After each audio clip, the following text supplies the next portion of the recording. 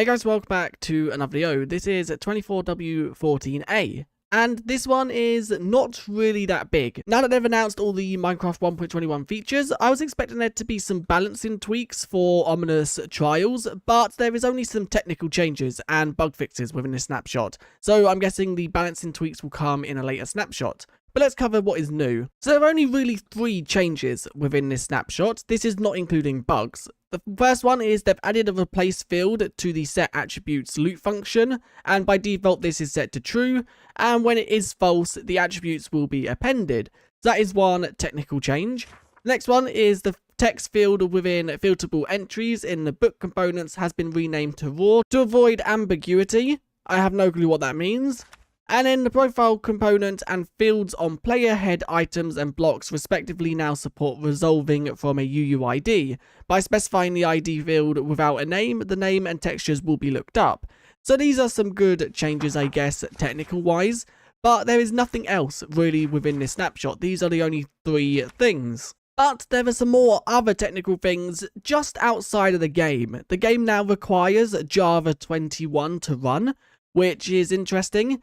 The game now requires a 64-bit operating system, and the included Java distribution is now of Microsoft build OpenJDK 2102.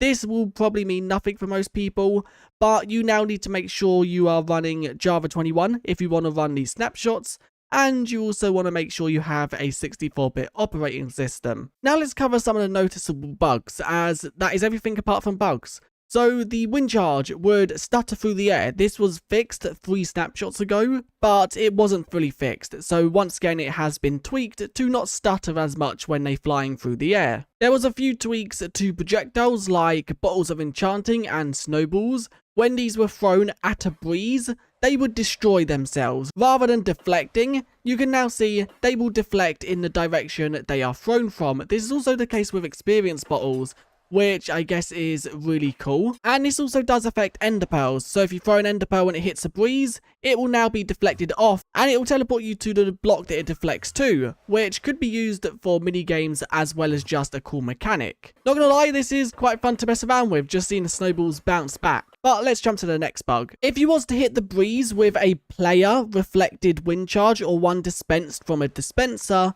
the wind charge would become trapped in the breeze until the breeze was to move. So I don't exactly know what that would have caused, but it would have just caused like a floating wind charge until the breeze decided to pathfind somewhere else, and then it would have carried on going in the direction it was. The heavy core had a bug where it had no assigned tool to it. Now it will break quickly with a pickaxe, so if we break it, you'll see that it breaks a lot quicker than in previous snapshots. In previous snapshots, I think it took like 45 seconds to break, but you can now see it takes about 3 seconds. So if you misplace these, you now don't have to spend your whole Minecraft day breaking them again. And just to see, do they pick up with a wooden pickaxe? I guess they should do, but it depends on if they require a higher tool tier.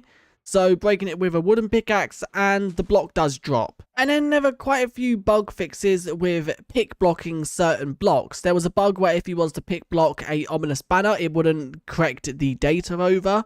So that has also been fixed, and also the same with trial spawners.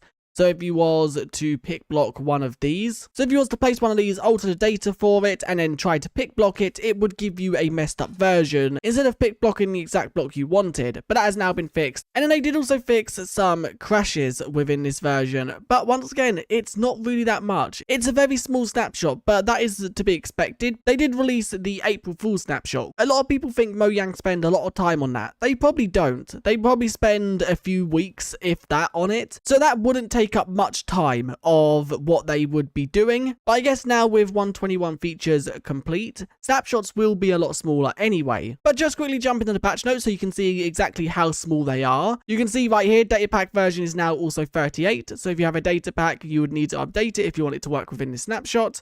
And then the reason data pack 38 is now a thing is for the things we covered. And then bug fixes, you can see there is not really that many of them. Most of them are technical and not really affecting the normal player. Beehives/nests in the inventory lose honey level after converting to new worlds, so if you've lost that, that is now something that has also been fixed. But that is it for this snapshot. Once again, I did upload a video showcasing the Minecraft 24w14 potato snapshot, which was the April Fool's joke for Minecraft, where they added a whole new dimension with potatoes and a lot of new items and blocks. So if you want to watch that, then it'll be on my channel. I did also live stream over last weekend with us running the trial Omen inside of survival mode. So if you want to check that out, the live stream is also on my channel. But anyway, if you enjoyed, do leave a like and subscribe, and I guess I'll see you guys in the next one. Bye.